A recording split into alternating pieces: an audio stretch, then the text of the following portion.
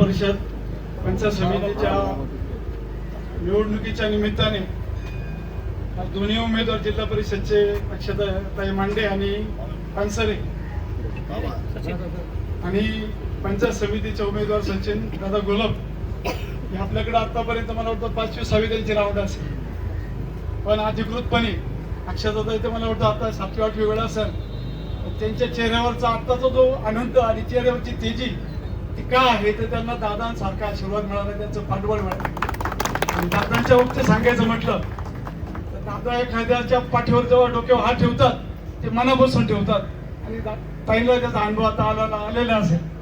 राजकारणात खूप काही नेते घडतात, खूप काही विकासाची कामं पण होतात, परंतु विकासापेक्षा माणसं जोडणं, माणसाच्या पाठीमागे राहणं आणि त्या माणसाला पाठबळ देणं, त्याला संकटातून उभं करणं हे दादाशिवाय कुणी आजपर्यंत मला वाटतं या जिल्ह्यात महाराष्ट्रात कुणी केलेलं नाही. हो घातलेला जिल्हा परिषदच्या निमित्ताने दादांनी आपण ज्या आता जिथं उभं आहोत ते सिमेंट कॉन्क्रीटचा रस्ता दादांनी दिलेला आहे आणि सुंदर काम दादांच्या माध्यमातून झालेलं आहे. आणि तीर्थक्षेत्र ग वर्ग दर्जा 19 साली दादांच्या माध्यमातून मिळाला आणि खऱ्या अर्थाने या काळवणाला एक चांगल्या पद्धतीची दिशा मिळाली, मंदिराला एक दिशा मिळाली.